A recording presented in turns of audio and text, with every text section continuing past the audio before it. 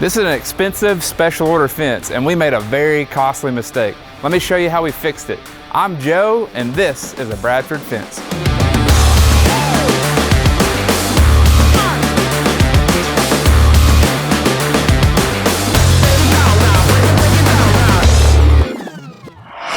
All right, so we're here in Conway on the Centennial Golf Course, and this is a steel fence that we just recently finished up. And we made a very major mistake in the back, and we'll get into how we remedied that. But first, I'll go through a little bit of the specifics of this fence. This is, as we mentioned, it's a heavier duty. It's actually a light commercial grade fence that matches a lot of what's out here on the golf course. There's parts of this that are 5 foot tall, and then back on the wall, I'll show you what we did. But the biggest things here were for pet containment. You can see over here they have a doggy door with a custom made dog ramp. So they wanted an area for their dogs, and this is a super immaculate backyard. But then they also wanted a fence to contain the dogs, but something that wouldn't obstruct the view back here of the golf course. So we're here in the yard, and you can see the finished product here, but this is a long way from where we started. So let's check out what this looked like when it was just a block wall without the post and everything, to see where we started from. Hey, what's up guys? Whew, it's freezing out here. It's a brisk 20 something this morning, but we got a job that has got a little unique deal with a wall that we are incorporating with. And so I wanted to show you what we're prepping and doing there.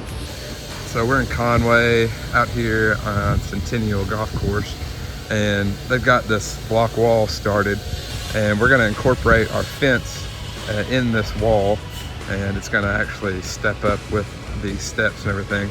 But in preparation for that, we're taking a look at, we're gonna actually continue also this fence on up and tie in front of the doggy door, so they've got a setup where the dog can come out.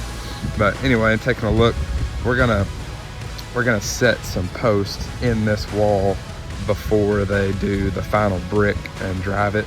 So we'll start here with a long post to incorporate this fence coming, then we'll come down. They got some of these cells full, so in those cases we'll do a surface mounted plate if a post falls in those areas. In the other areas, we'll just position it to where a post goes in that cell, and we set it with some concrete like a normal post, and then they come back and brick around it and dress it all up. So it's gonna follow along here, and we'll corner there at that corner and come along, and they've got a couple steps. And something to note, whenever you have a step that you're needing to go up, in order for that section to work with the step, you always want to put your post on the bottom side of the step so that it's lined up with this going this way, and then have it tall enough to line up with this going this way. So we'll have a post there, and then post on along in between here. Man, sorry, it's loud. They're running a saw behind me.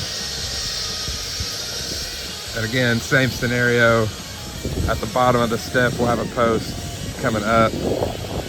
This one you can see is filled, so that's another scenario where we'll have to surface mount a post, have it here, and then we'll go to butt up to this wall and tie in here.